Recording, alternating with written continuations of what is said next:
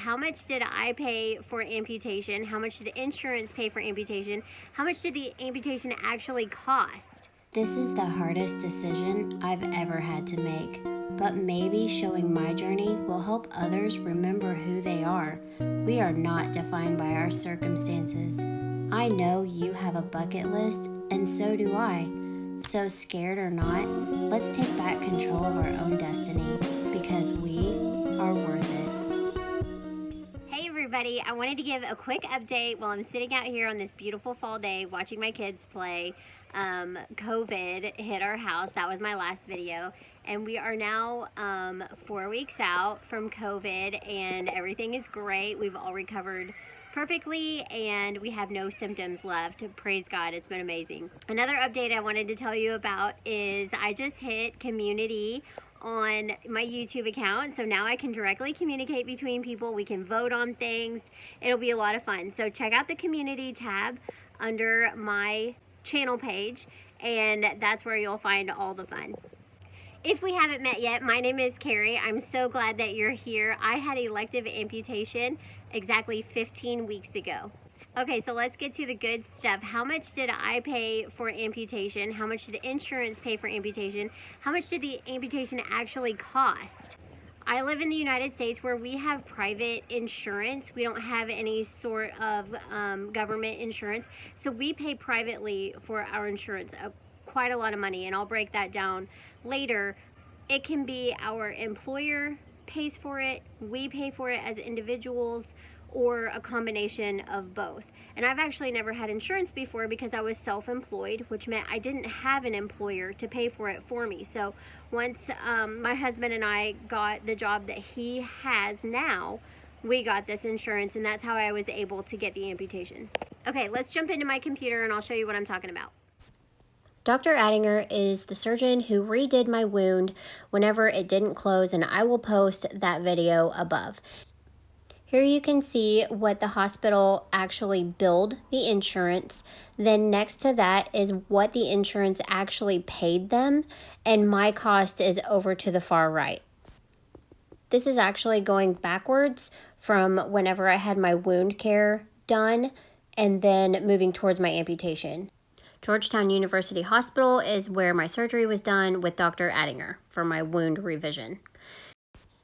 Moving on, we have different bills for probably the anesthesiologist. The healthcare centers is medicines and bandages. Here's another one for Mr. Attinger who did the surgery.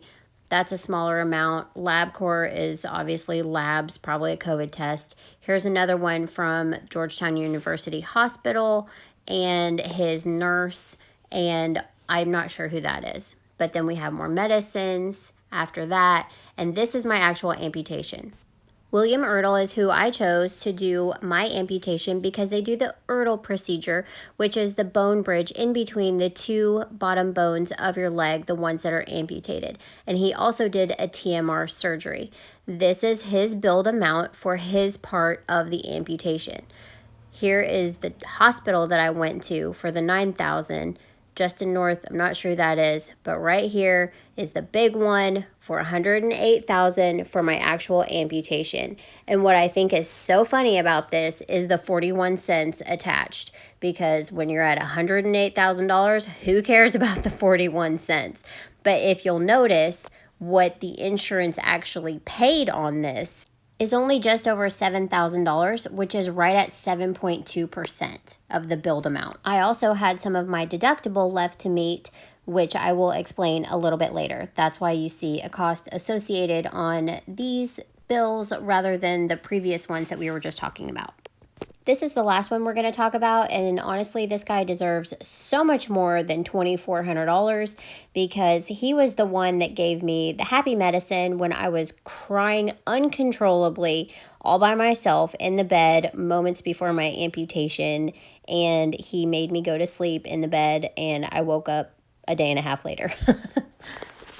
Okay, so all that being said, I added up all of the bills from my decision-making process through the doctor's visits that I needed to see in order to make the decision, to the amputation, to the wound care and the specialized wound surgery that I had to have after the amputation. I added all of that up over the past year and a half, and it came to $166,069.68, which was the total billed amount.